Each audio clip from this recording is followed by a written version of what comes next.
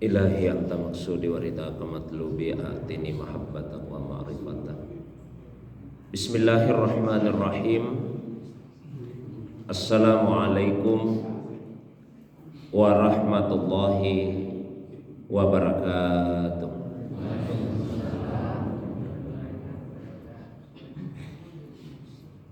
Alhamdulillahilladzi ansala sakinata fi qulubil mu'minin liyasdadu imanan ma'a imanihim walillahi junudus samawati wal ard wa kana Allahu aliman hakima.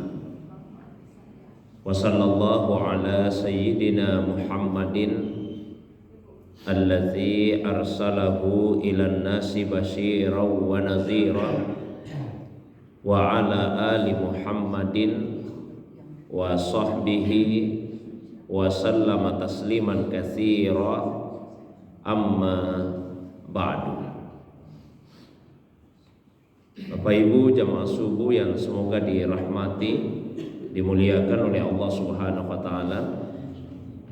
Alhamdulillah, subuh ini kembali kita dihadirkan, dipertemukan oleh Allah Subhanahu wa taala dalam majlis yang semoga dimuliakan ini. Salawat dan begitu pula salam penghormatan semoga senantiasa tercurah kepada kekasih kita Rasulullah Muhammad sallallahu alaihi wasallam, begitu pula kepada keluarga beliau, para sahabat dan juga pengikutnya yang senantiasa istiqamah menghidupkan sunnah Nabi sallallahu alaihi wasallam. Jamaah subuh yang semoga dirahmati, dimuliakan oleh Allah Subhanahu wa taala. Insyaallah subuh ini kembali saya bacakan satu kitab dalam ilmu tasawuf, yaitu kitab Qawaidut Tasawuf, kaidah-kaidah dalam tasawuf, yang ditulis oleh Syekh Sarruq rahimahullahu ta'ala. Kitab ini menghimpun puluhan kaidah-kaidah dasar untuk memudahkan dalam memahami ilmu tasawuf. Pertemuan yang lalu telah saya bacakan kaidah yang pertama. Insyaallah subuh ini saya lanjutkan dengan membacakan al-qaidatus tsaniyah, kaidah yang kedua. Qala al-musannifu nafa'ana Allahu bi ulumihi wa ulumi masyayikhihi wa talamizatihi fid daraini, amin ya rabbal alamin. Penulis kitab ini yaitu Syekh Sarruq, semoga Allah memberikan kepada kita manfaat melalui ilmunya, ilmu dari masyayikh, dari guru-gurunya, dan ilmu dari murid-muridnya di dunia dan di akhirat. Beliau berkata, mahiyatus syai'i haqiqatuhu wa haqiqatuhu ma dallat alaihi jumlatuhu wa ta'rifu dzalika bihaddin wa huwa ajma'u aw rasmin wa huwa audahu aw tafsirin wa huwa atammu li bayanihi wa sur'ati fahmihi wa qad huddat tasawwufu wa rusima wa fussira biwujuhin tablughu nahwal alfain marji'u kulliha li sidqi tawajjuhi ila Allah ta'ala wa inna ma hiya wujuhun fihi wallahu a'lam. Mahiyatus syai'i haqiqatuhu, inti dari sesuatu itu adalah hakikatu, adalah hakikatnya. Dan hakikat dari sesuatu adalah apa yang secara keseluruhan bagian-bagiannya menunjukkan kepadanya. Dan ta'rifu zalika, menjelaskan atau mendefinisikan sesuatu itu bisa dengan had, dan itu lebih komprehensif, lebih menyeluruh, atau dengan rasam, dan itu lebih jelas, atau dengan tafsir, yaitu menjelaskan dengan kata lain yang semakna dengannya tapi lebih populer, lebih mudah dipahami, dan itu lebih sempurna dalam menjelaskan dan lebih cepat di dalam memahaminya. Kemudian tasawuf didefinisikan, dijelaskan dengan beragam cara, dengan beragam pengertian yang mencapai sekitar 2000. Semua itu kembali kepada satu pengertian dasar, yaitu sidqut tawajjuhi ilallahi ta'ala, jujur dalam menghadap kepada Allah Subhanahu wa ta'ala. Wa inna ma hiya wujuhun fihi wallahu a'lam. Dan itu pun terdiri dari berbagai macam cara, dan Allah yang lebih mengetahui segala sesuatu.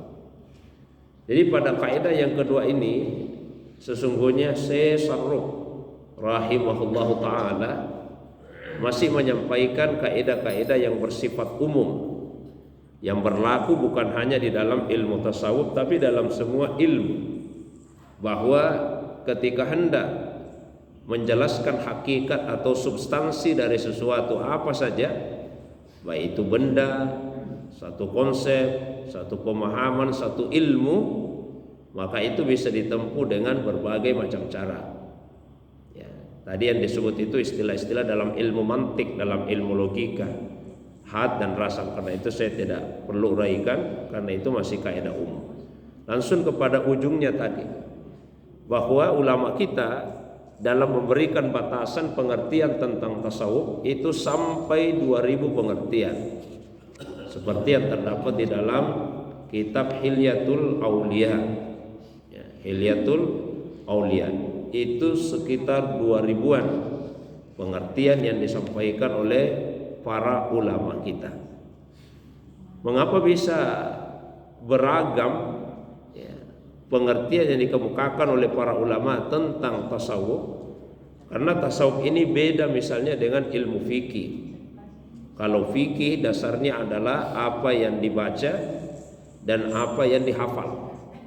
Jadi ketika para ulama fikih memberikan pengertian, memberikan pemahaman terhadap sesuatu, maka pengertian yang disampaikan itu didasarkan kepada apa yang tersimpan di dalam kepalanya, apa yang dihafal, dan juga terhadap apa yang dibaca di dalam kitab. Sehingga relatif pengertian itu jarang berubah, ya, karena apa yang tertulis, apa yang dihafal dalam kitab tentu jarang untuk berubah. Ini beda ketika para ulama tasawuf mendefinisikan satu pengertian, termasuk juga pengertian dari tasawuf itu sendiri. Yang mereka sampaikan bukan berdasarkan apa yang dihafal di dalam kepala, dan juga bukan apa yang tertulis di dalam kitab, tapi apa yang disampaikan itu didasarkan kepada apa yang dialami dan apa yang dirasakan. Dan tentu apa yang dialami oleh satu orang dibandingkan dengan orang yang lain akan berbeda-beda. Apa yang dirasakan oleh seseorang dengan orang yang lain tentu akan berbeda. Jangankan antara satu orang dengan orang yang lain, satu orang yang sama saja, yang dia rasakan di suatu hari mungkin beda dengan yang dia rasakan kemarin, yang dia rasakan besok. Yang dia alami hari ini beda dengan apa yang dialami minggu lalu, minggu yang akan datang. Ya. Bahkan tidak usah berganti hari. Yang kita alami, yang kita rasakan di pagi hari mungkin beda dengan apa yang dialami, dengan apa yang dirasakan di sore hari. Sehingga kemudian ketika para ulama tasawuf menjelaskan satu makna, penjelasan itu besar kemungkinannya akan berbeda, akan beragam, termasuk pengertian tasawuf itu sendiri. Sampai 2000-an pengertian yang dikemukakan oleh para ulama kita. Namun kata Syekh Sarruq, penulis kitab ini rahimahullahu ta'ala, keseluruhan pengertian itu bisa dikembalikan kepada satu pengertian dasar. Apa itu? Sidqut tawajjuh ilallah, jujur dalam tawajjuh, jujur dalam menghadap kepada Allah Subhanahu wa taala. Nah, kita ini sebagai seorang hamba, tentu kewajiban kita adalah tawajjuh, adalah menghadap kepada Allah Subhanahu wa taala. Dan kita selalu ikrarkan di dalam salat. Bagi misalnya yang membaca doa iftitah, inna sholati wa nusuki wa mahyaya wa mamati lillahi rabbil alamin. Sesungguhnya salatku, ya, kemudian nusukku, ibadahku, hidupku dan matiku, semuanya hanya untuk Allah. Kita hadapkan hanya untuk Allah SWT. Sebelumnya itu kita ucapkan wajjahtu wajahiyah, saya hadapkan wajahku. Wajjahtu wajahiyah, saya hadapkan wajahku. Lilladzi fataras samawati wal arda, kepada zat, yaitu Allah, yang telah menciptakan langit dan bumi. Hanifan muslimah, secara lurus dan muslimah, dan berserah diri kepada Allah Subhanahu wa taala. Wa ma ana minal musyrikin, dan saya tidak termasuk dalam golongan orang-orang yang musyrik. Baru kemudian kita tegaskan dengan kalimat tadi bahwa semua salat, ibadah, bahkan aktivitas hidup sampai mati, semua hanya ditujukan kepada Allah Subhanahu wa taala saja. Nah, pengakuan itu mesti jujur. Ya, bukan hanya ikhlas tapi juga jujur. Imam Al-Qushairi di dalam kitabnya Ar-Risalah Al-Qushairiyah ketika menjelaskan tentang ikhlas dan as-sidqu, ikhlas dan jujur, beliau menyatakan bahwa ikhlas itu lawannya adalah riya, yaitu orang yang melakukan ibadah bukan dengan tujuan mendapatkan keridhaan Allah, tapi tujuannya karena ingin mendapatkan pujian atau penghargaan dari makhluk, dari manusia. Itu orang yang riya. Ketika dia melakukan ibadah, tujuannya ingin mendapatkan pujian, ingin mendapatkan penghargaan dari makhluk, dari manusia. Nah, kalau sidku, jujur, lawannya apa? Ujub. Ujub itu adalah terpesona dengan amal yang kita lakukan sendiri. Jadi bukan ingin mendapatkan pujian makhluk, bukan ingin mendapatkan penghargaan dari manusia, tapi kita sendiri yang terpesona dengan amal yang kita lakukan. Bukan kepada orang lain, tapi kepada diri kita sendiri. Dan ini lebih tersembunyi, Pak. Kalau misalnya kita mengharapkan pujian dari orang, nah itu kadang masih terlihat. Tapi kalau kita terpesona dengan amal kita sendiri, ini susah untuk dideteksi.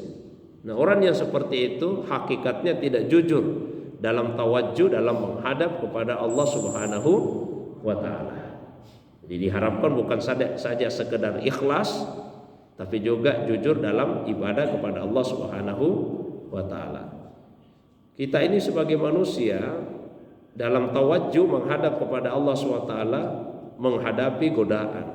Ada godaan dari setan, ada godaan dari nafsu kita sendiri. Ketika kita misalnya mau ke masjid tadi untuk salat subuh, kan kita digoda oleh setan. Ya, tidak usah pergi salat, apalagi dingin-dingin begini, lebih baik tidur saja. Tapi ketika kita mampu mengalahkan godaan setan itu, apa setan berhenti? Tidak, dialihkan godaannya. Oh ya, pergi saja ke masjid, tapi tidak usah buru-buru, sebentar-sebentar. Nah, begitu kita mampu mengalahkan godaan setan tersebut, tidak, saya harus bersegera ke masjid. Apa setan kemudian berhenti? Tidak, dialihkan lagi godaannya. Ya, macam-macam godaan diberikan kepada kita, sampai kemudian pada saat kita salat, kita digoda lagi di dalam salat, diingatkan akan urusan-urusan dunia kita. Ada yang tadinya kita lupa, begitu dalam salat jadi ingat. Diingatkan kita akan agenda-agenda kegiatan yang akan kita lakukan setelahnya ini, diingatkan semua di dalam salat. Kalaupun kita mampu menampik godaan setan tersebut, bukan berarti kita sudah selamat. Nah, disitulah setan menggoda kita dengan godaan yang sangat halus. Apa itu? Tiba-tiba ditanamkan di dalam hati kita perasaan bangga terhadap amal yang kita lakukan. Oh, saya ini memang hebat, saya tidak bisa digoda oleh setan. Nah, itu ujub namanya. Berarti pada saat itu kita sudah tidak lagi jujur dalam beribadah kepada Allah Subhanahu wa taala. Ya. Jadi bukan hanya ikhlas ya, tapi juga mesti sidku, jujur dalam beribadah kepada Allah Subhanahu wa ta'ala. Nah, selain godaan setan, kita juga menghadapi godaan dari nafsu kita sendiri, godaan dari hawa nafsu kita sendiri. Dan nafsu ini menghadapinya juga berat. Kalau setan datang pergi, datang pergi, datang pergi. Tapi nafsu senantiasa menyertai diri kita. Nah, itulah sebabnya istilah jihad di dalam Al-Quran itu ada dua bentuknya. Ada jihad fisabilillah dan ada jihad tanpa ada sabilnya. Ada jihad di jalannya Allah, ada jihad tanpa disebut jalan, tapi jihad menuju kepada Allah Subhanahu wa ta'ala. Misalnya Allah SWT berfirman, walladzina jahadu fina, dan orang yang sungguh-sungguh berjihad menuju kepada kami. Bukan berjihad di jalan kami, jihad menuju kepada kami. Lanahdiyannahum subulana, pasti kata Allah kami akan memberikan kepada mereka petunjuk menuju kepada jalan-jalan kami. Kalau disebut jihad fisabilillah, jihad di jalannya Allah, itu adalah jihad khariji, jihad eksternal, jihad di luar diri kita, yaitu berjihad menghadapi musuh yang nyata-nyata memerangi agama, mengganggu umat Islam. Jihad fisabilillah. Tapi kalau jihad fillah adalah jihad dakhili, jihad internal, jihad di dalam diri kita sendiri, yaitu berjihad untuk melawan hawa nafsu kita. Jihad melawan hawa nafsu. Dan ini lebih berat sekali lagi karena ada di dalam diri kita sendiri. Karena itu ada sebuah riwayat yang sekalipun dari segi sanadnya lemah, penyandarannya kepada Nabi lemah, tapi matannya sahih. Disebutkan bahwasanya Rasulullah SAW pernah bersabda, raja'na minal jihadil asghari ila jihadil akbar. Kita telah kembali dari jihad yang kecil menuju kepada jihad yang besar. Jihad yang kecil itu adalah jihad menghadapi musuh di luar diri kita. Tapi jihad yang lebih besar yaitu berjihad menghadapi hawa nafsu kita sendiri. Saya pernah sampaikan, ibadah yang sejati itu tidak disukai oleh hawa nafsu kita. Itu ibadah yang sejati. Mengapa puasa misalnya besar keutamaannya? Karena nafsu tidak senang. Ya, nafsu itu maunya makan terus, minum terus sepuasnya. Nah, puasa menghalangi kita untuk itu, maka puasa ibadah yang banyak keutamaannya. Salat malam banyak keutamaannya. Kenapa salat malam banyak keutamaannya? Karena salat malam itu tidak disukai oleh hawa nafsu kita. Nafsu itu maunya tidur sepuasnya, ya, tidur banyak-banyak. Nah, salat malam menghalangi kita, ya, untuk memuaskan keinginan dari hawa nafsu tersebut, maka dia besar keutamaannya. Kenapa misalnya bersabar dalam kondisi kita mampu melawan, itu besar keutamaannya. Karena kalau kita mampu melawan, kita mampu membalas dendam, tapi kita sabar, itu besar sekali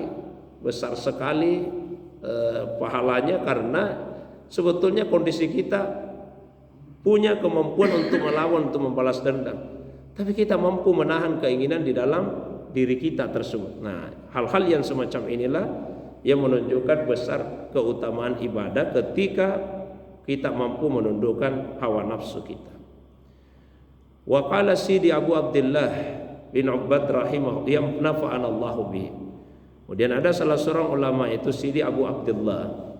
Beliau berkata, jumlatut tasawufi qaulul abdi ala halatin tuwafiqu ridha maulahu anhu wa mahabbatuhu lahu.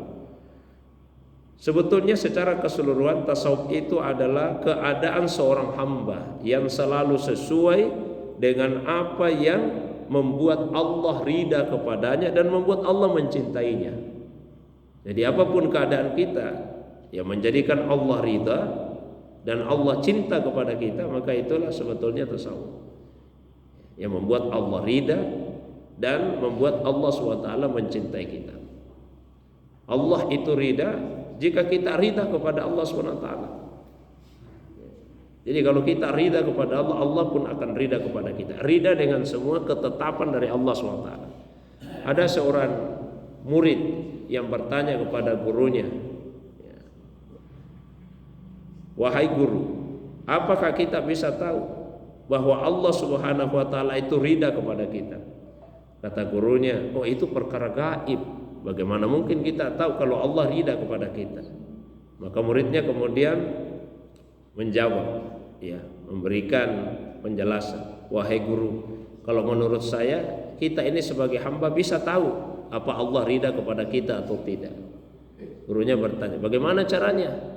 Kata muridnya, kalau kita sudah ridha kepada Allah itu tanda bahwa Allah ridha kepada kita. Kata gurunya, benar yang kamu sampaikan itu. Jadi tanda Allah itu ridha kepada kita kalau kita ridha kepada Allah SWT. Begitu kita mampu ridha kepada semua ketetapan Allah, berarti Allah pun ridha kepada kita. Dalam Al-Quran disebutkan radhiyallahu anhum wa radu'an. Allah ridha kepada mereka, dan mereka pun ridha kepada Allah Subhanahu wa ta'ala. Suatu waktu disebutkan Nabi pernah bertanya kepada para sahabat, "Bagaimana keadaan kalian di pagi hari ini?" Sahabat menjawab, "Asbahna mu'minina billah." Kami dalam keadaan beriman kepada Allah SWT. Nabi lanjutkan pertanyaannya, "Setiap perkataan itu ada buktinya. Maka apa bukti dari kebenaran perkataan kalian?" Kata para sahabat, "Kami bersyukur terhadap semua nikmatnya Allah, dan kami sabar terhadap semua ujiannya, dan kami ridha dengan apa yang menjadi ketetapan Allah Subhanahu wa taala."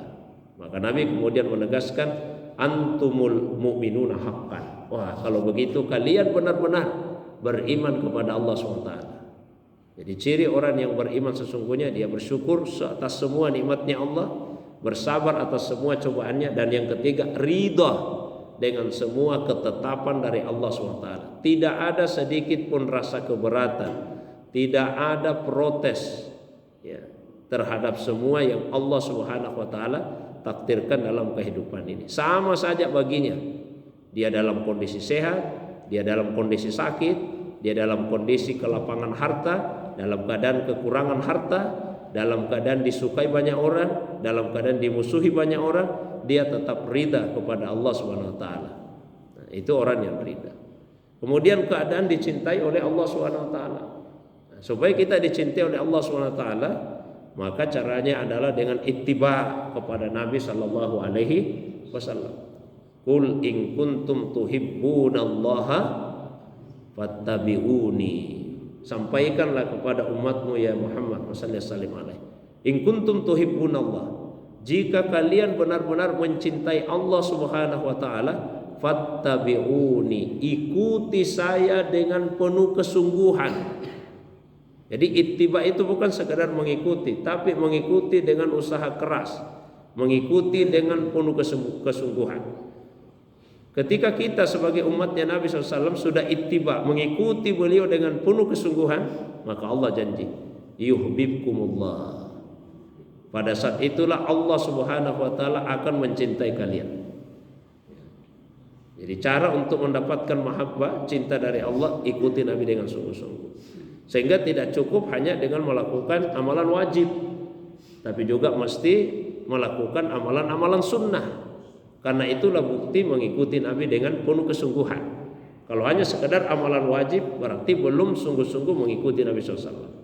Dalam sebuah hadis qudsi yang dipandang oleh para ulama kita sebagai asraful hadisi fi auliyaillah, hadis yang paling utama yang membicarakan tentang wali-wali Allah SWT. Dalam hadis kursi tersebut Allah berfirman, "Man adali waliyan faqad azantuhu bil harbi." Kalau ada yang berani memusuhi waliku yang bersifat khusus. Karena wali Allah dua macam, ada wali yang umum, ada wali yang khusus. Wali yang umum itu adalah semua orang yang beriman. Jadi siapapun yang beriman kepada Allah itu walinya Allah. Kalau kita beriman kepada Allah berarti kita walinya Allah. Tapi wali yang umum, yang disebut di dalam hadis kursi tadi wali Allah yang bersifat khusus. Nah, siapa yang memusuhi wali-wali Allah Subhanahu wa taala yang bersifat khusus tadi, kata Allah, faqad azantuhu bil harbi. Saya mengumumkan perang terhadapnya. Saya sendiri yang akan memerangi dia. Itu kata Allah Subhanahu wa taala. Wa ma taqarraba ilayya 'abdi bi syai'in ahabbu ilayya mimma iftaradtu alaihi. Dan tidak ada cara seorang hamba mendekatkan dirinya kepada saya yang lebih saya sukai dibandingkan jika ia melakukan apa yang saya wajibkan kepadanya. Wa ma taqarraba ilayya 'abdi Bisai'in habbu ilayya mimma iftaratuhu alaihi wa ma yazalu abdi yataqarrabu ilayya bin nawafil. Dan hambaku terus menerus mendekatkan dirinya kepada saya melalui nawafil, ibadah-ibadah sunnah, hatta uhibbahu, sampai saya kemudian mencintainya. Fa idza ahbabtu, begitu saya sudah mencintainya, kata Allah, kuntu sam'ahu, saya jadi telinga baginya, alladzi yasma'u bi, yang dengannya dia mendengar.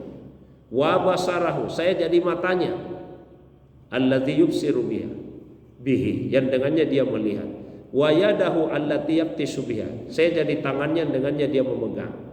Wa rijlahu allati yamshi bihi, dan saya menjadi kakinya yang dengannya dia melangkah.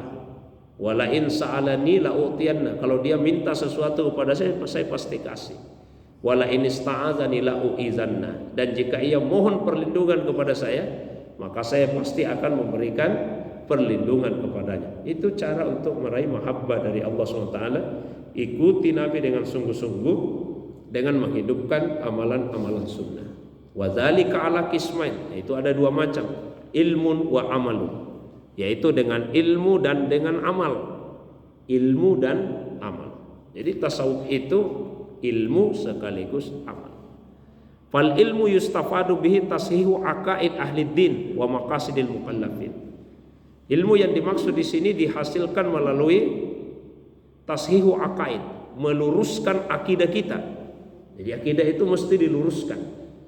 Tidak akan bisa sampai seseorang hamba kepada Allah SWT tanpa meluruskan akidahnya, keyakinannya, terutama tentang Allah SWT. Misalnya bahwa Allah Subhanahu wa taala itu ada tanpa bertempat, itu mesti tertanam kuat di dalam hati kita. Jangan sampai di dalam hati kita ada keraguan, apalagi kemudian kita meyakini bahwa Allah itu bertempat. Misalnya mengatakan Allah bertempat di atas langit, ini akidahnya rusak. Jadi diluruskan akidah kita bahwa Allahu mawjudun bila makan, Allah ada tanpa dia bertempat. Kalau kita mengatakan Allah bertempat, itu artinya kita telah menyerupakan Allah Subhanahu wa taala dengan makhluknya. Luruskan akidah kita. Kemudian luruskan pemahaman kita tentang maqasidil mukallafin, apa yang menjadi kewajiban kita sebagai seorang mukallaf, pelaksanaan ibadah-ibadah. Lalu amal, yustafadu bihi qiyamul abdi bihusnil adab baina yaday rabbil alamin, yaitu seorang hamba melaksanakan ibadah kepada Tuhannya dengan adab yang baik. Tasawuf itu adab. Sederhananya seperti ini Bapak Ibu jamaah subuh yang dimuliakan Allah SWT. Kalau kita belajar fikih, maka kita diajari cara beribadah. Itu fikih, mengajari kita cara beribadah. Kita belajar misalnya tohara, dimulai dari tahara. Diajari kita bagaimana caranya istinja, bagaimana caranya berwudu, bagaimana caranya mandi. Lalu kita belajar salat, bagaimana tata cara salat, apa syarat-syarat sahnya, apa rukun-rukunnya, itu fikih. Kemudian ilmu akidah atau ilmu tauhid mengajarkan kepada kita tentang Tuhan, tentang Allah yang kita sembah di dalam salat itu. Karena fikih tidak mengajari kita siapa yang kita sembah. Fikih itu mengajari kita cara menyembah. Nah, akidah tauhid mengajari kita Allah yang kita sembah. Nah, terus tasawuf apa yang diajarkan? Husnul adab, mengajarkan kepada kita bagaimana beradab kepada Allah yang kita sembah itu. Ya ulangi, kalau fikih mengajari kita cara beribadah kepada Allah. Tauhid mengajarkan kepada kita untuk mengenali Allah yang kita sembah. Sementara tasawuf mengajarkan kepada kita adab yang baik kepada Allah Subhanahu wa taala yang kita sembah di dalam salat tersebut. Maka selalulah kita berusaha untuk menambah ilmu, termasuk ilmu tentang ilmu tasawuf ini.